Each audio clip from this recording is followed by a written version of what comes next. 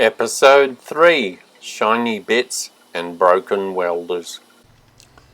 I considered about 5 different options for the rear brake and finally settled on my Brembo 32F.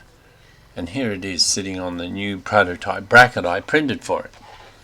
There are a few versions of these rear cast calipers, and the Brembo 32G may even clear the disc mounting bosses, but it's 74 grams heavier and I prefer this one.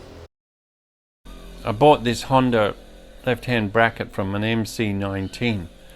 It's got the foot brake lever mounted at the back, so I'm going to cut this entire section off and graft it onto pieces of MC22 part. Before I can make a drawing, I need to measure the relationship between the 3 points on the OEM foot peg bracket. So what I do is drill one hole and mount the bracket to some steel plate, and then use a transfer punch. This one is like one size fits many, and I use this to mark the centers. Handy little device. So using those dimensions, I 3D printed this bracket, but it is a lot more work than marking out 3 holes, because this version does not mount the foot peg and the brake lever through a simple hole. Therefore, getting the relationship between the 2 mounting bolts and the pivot pin is the prime directive. Don't expect the finished part to look like this though, it's only a reference piece. I'm just going to center off these mounting pins. Check that.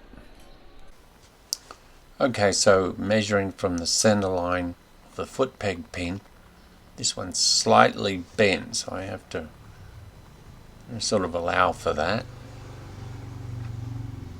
And there we go, that's 174.5.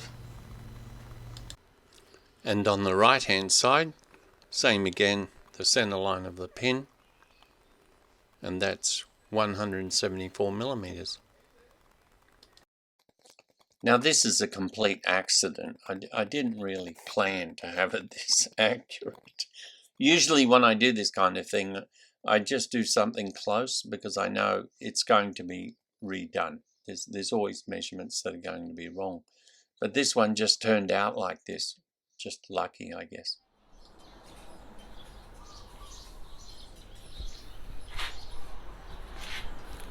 Excellent. So this is really good. Just need to rotate this a little bit at the back here. To the pivot, the angle needs to be like this one over here. So here I am making up some lugs for this foot peg bracket I have to fabricate.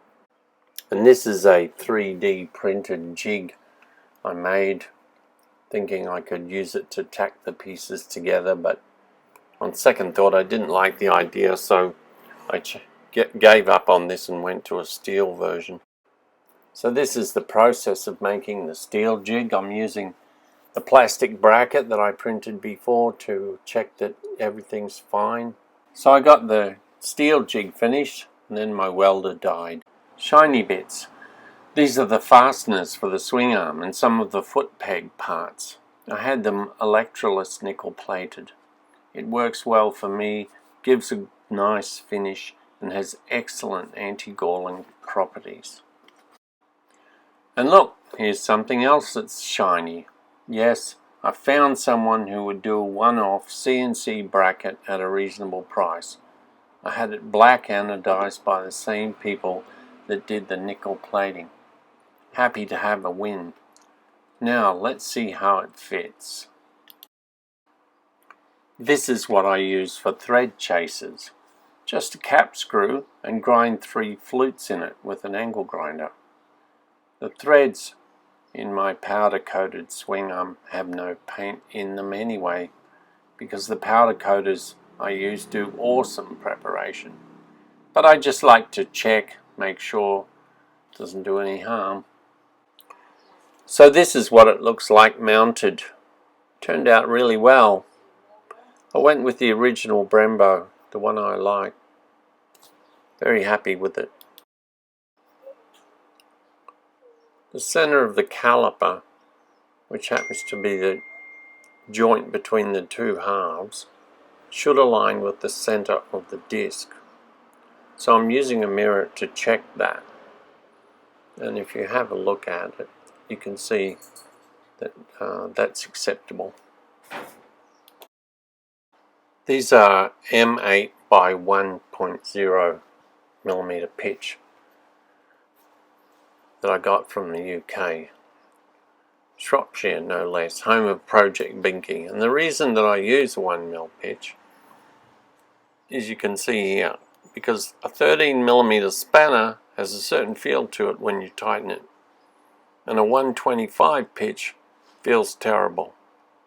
Now you can knock yourself out reading about clamping forces and so on, but the simple fact is, just the same as machinists can set their feed and speed by feel, good mechanics have the same feel for threads, and a 125 feels like crap.